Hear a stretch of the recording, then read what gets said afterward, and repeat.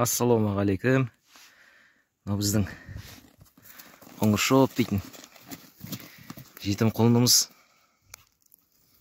Осының алдында мынау жолаш жігіттікі, дос баламдікі. Осының қасында өзімнің мөлдір көз деген құла жетім құлын екеуі бірге жүрген, бірақ онымен белгісіз себептермен осы желтоқсан айының аяғында менің құлыным өліп қалды да, осы құлын қалды. Енді үлкен кісілерден сұраймыз ғой, не себеп болуы мүмкін деп.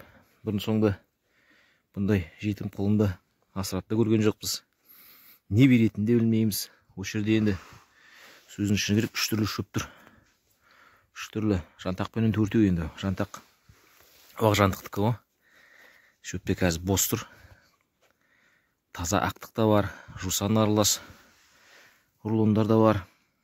Өзім әдейі бұл енді жылқы малын бұрын ұстап көрмегеннен кейін, бір жағынан жетім болғаннан кейін, не жейтін де білмейміз, не болса да шөппен ташылып көрмесін деп 3 түрлі шөппен алып алдарына салып қоятымыз.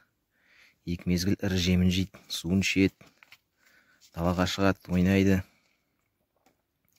Соны желтоқсан айының аяғында белгісіз, тек бір түнде ауырғанда жоқ, ештеңе болған жоқ, өліп қалды. Сол үлкендерден, білетіндерден сұрасақ, ашылайды. Ағашты да кеміріп тастайтын еді. Соны ашылағанның кесірінен үйде оқ жантық бар ғой, соның құмалағын жесе өліп қалады дейді. Енді оны қаншалықты дәл айтылған екенін білмеймін енді.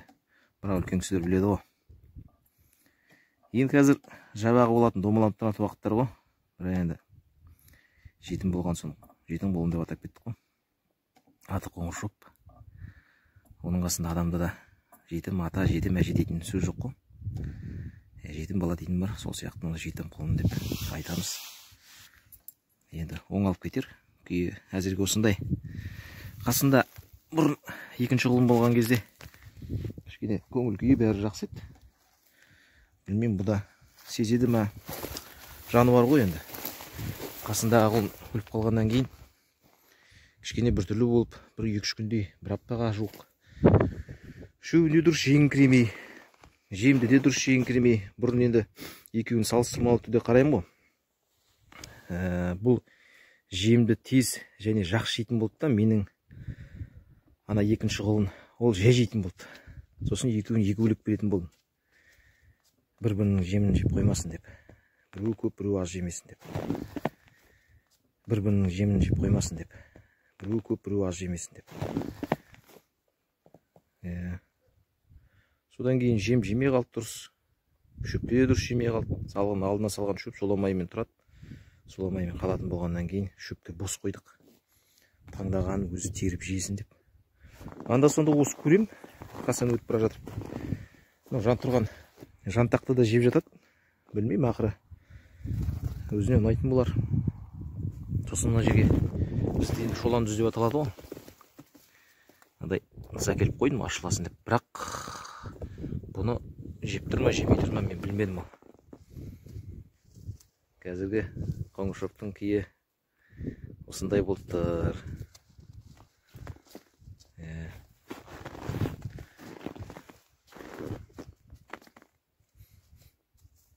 Алла амандық беріп, көктемге дейін аман есен жүрсе, аузы көк келіп кетсе, кетер деп ойлаймыз, үміттенеміз. Тірі болғаннан кейін аман есен жүрген жақсы ғой. Қоңыршоп көп атын біліңкіремейді. Өйткені бұның алдында өзім құлыным болды да. Енді білмеймін, екеуін де атын атаймын ғой, бірақ ана құлын атын жақсы білетін болды. Айтқанда шауып жүгіріп келеді. Бұл соның артынан еріп жүгіріп жүретін болды бірге. Әдейі бірге өссін деп екеуін бірге қосып қойғанбыз. Керемет болып бірге өсіп келе жатыр еді, енді ойнап. Енді солай болып қалды. Әзірге қоңыршоғымыз аман. Енді керім деп айтуға болмайды, сөздің шыны керек. Бізде енді бірінші рет қой. Осының өзі тәжірибе. Аламандық болса көреміз енді, бұйырған. Ай, қоңыршоп. Қараш кел. Қоңыр. Қоңыршоп. Кеше ноқтасын кигізіп қойдым. Бұл енді ноқтасы жүрді. Осы күнге дейін. Алдында сатып алып келіп бір ноқта таққанбыз.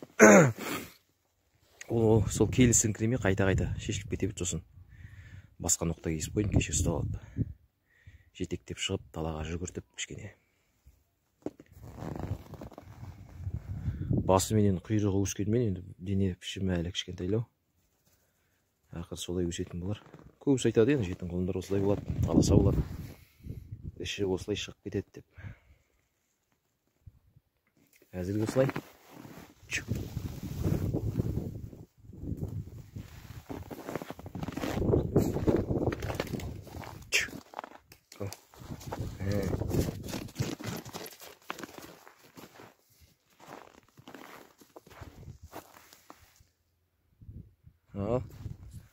Аламандығын беріп өсіп кетсін деп тілейміз ғой.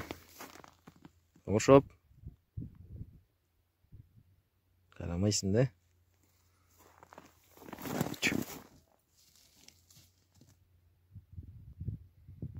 Ал осылай.